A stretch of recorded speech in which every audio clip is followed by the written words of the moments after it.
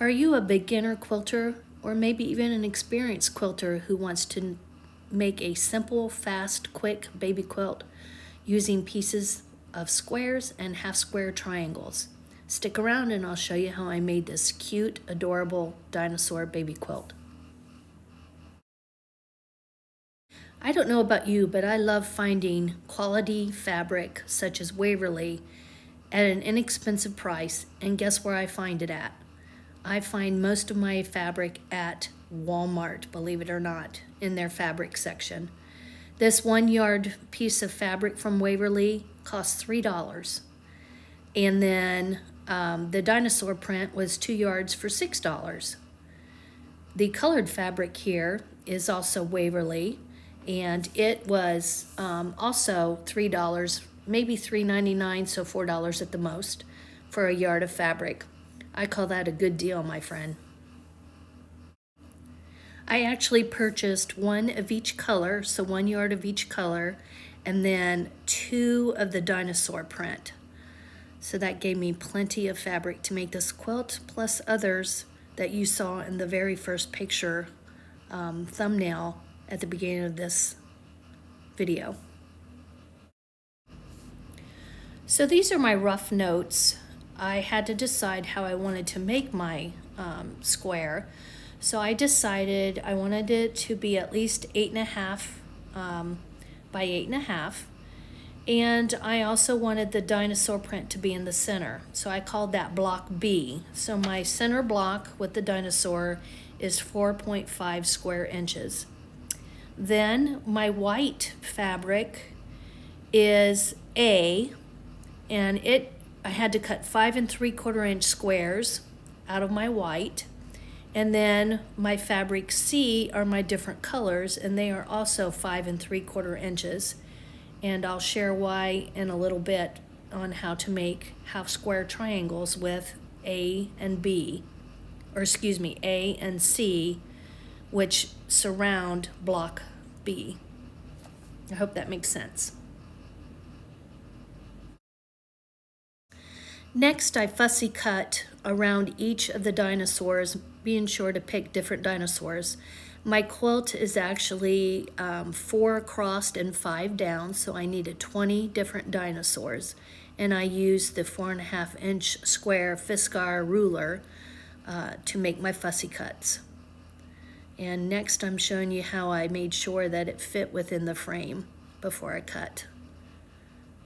So I just made sure I had an even 1/4 inch border all the way around the dinosaur that I picked. Next, you want to cut 5 3/4 inch squares out of your colors and your whites. You need a total of 6 squares of each color and 24 squares of the white. I actually cut more on this photo here because I was making other projects as well, but there's no reason to overcut if you're just making a quilt.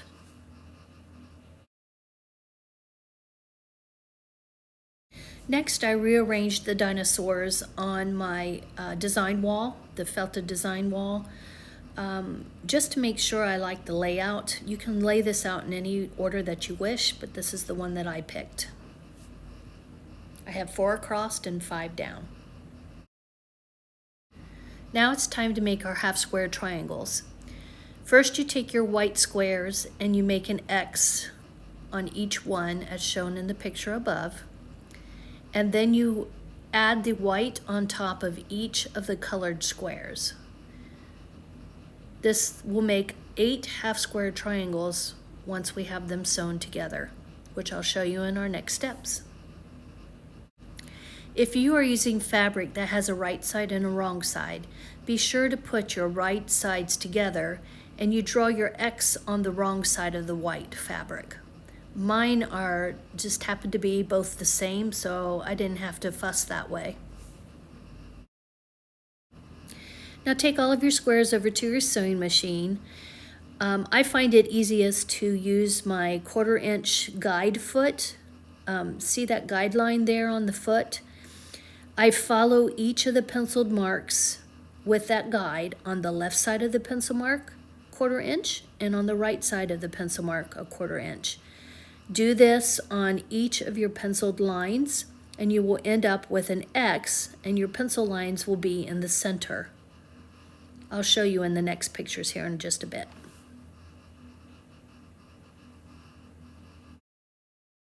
Next, we're going to cut this square into half square triangles. You will end up with 8 of them.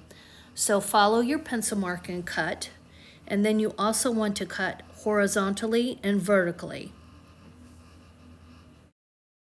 Your half square triangles should look like this. And now your next big job is to press them all open. So go over to your ironing mat or your ironing board and take the time to press them all open. My first dinosaur was blue, so I picked 4 blue half square triangles and I sewed 2 of them together, forming 2 rectangles. Sew these 2 rectangles to the top and bottom of your dinosaur square, ensuring that your points are facing out. And if I haven't mentioned it yet, make sure that you're using a 1/4 inch seam allowance on all of your sewing. So now it's time to add my cornerstones. So I take one of each of my colored half square triangles, and I put them in the corners as shown. My orange in the left upper, yellow is in the right upper, blue lower left, and green lower right. You of course don't have to do it in this fashion, but this is how I started, and it starts to dictate what comes next as far as your corners go. But your first block starts with the different colors, and then you sew them together. So we're going to sew strips. So on the left side of your block, take your orange half square triangle and lay it on top of your blue half square triangle and sew a 1/4 inch seam. And then the bottom left, take that blue half square triangle, flip it on top of your center rectangle there, and sew a 1/4 inch seam, and you will end up with 1 straight row. Now take that straight row and put it face down on top of your dinosaur on the left side and sew a 1/4 inch seam. Repeat this process for the blocks on the right side of your dinosaur, and you will end up with a square, 8.5 inch square that looks like this. And you will need to press open all of your seams. I always press mine open because that's how I get a nice flat seam. I know that's a controversial way to do it, but that's my way.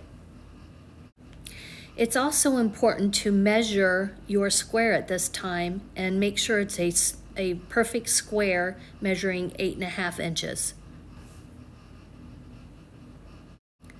Once I squared up the block, I put it up on my design wall, and that dictated what my next square was going to look like. So I have my green dinosaur, and I take my green half square triangles and make the center, and then I have to decide my corners. You'll notice on your upper left and lower left, you will have a yellow and a green, and then you can pick your next color that will go on the right side of your dinosaur square.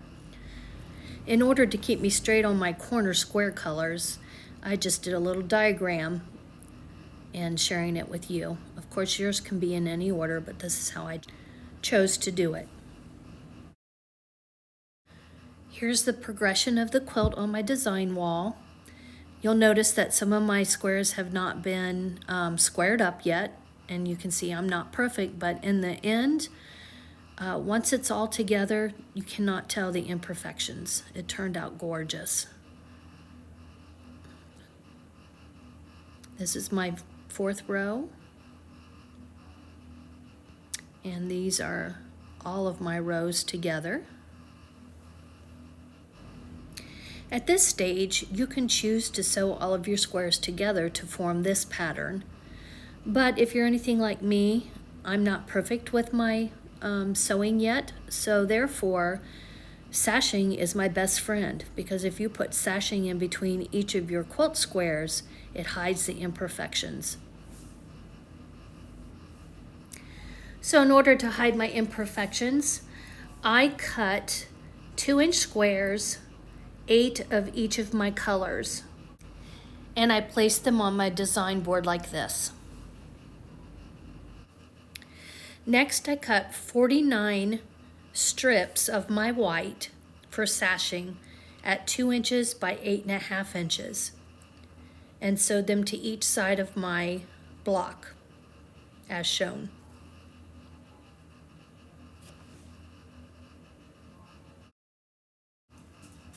So after all of my blocks had their sashing on the left side and right side of each block, it was time to make my horizontal rows. So I took each of my color squares, my 2-inch color squares, and made my sashing like this. So I had an orange and then a white sashing, a yellow block and a white sashing, a blue block, a white sashing, green, and so forth. And I did this to each of my rows.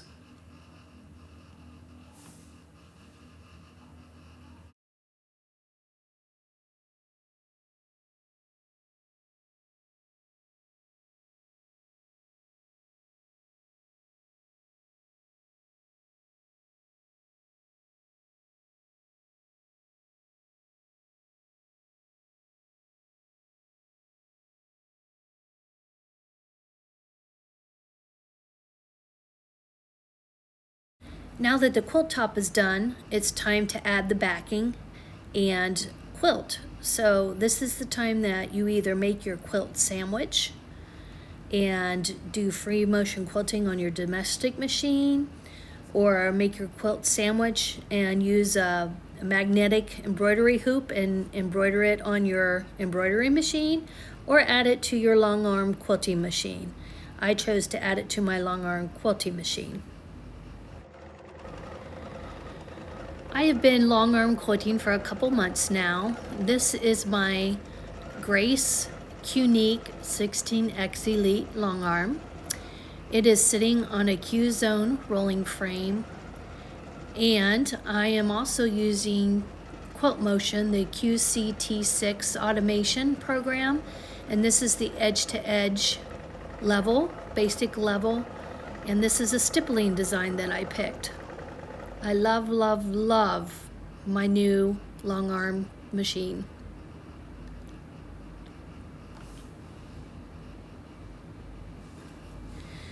I added a blue binding, and then I decided to put this in the washer with a color catcher to get this crinkly look. Look how gorgeous this turned out after machine washing.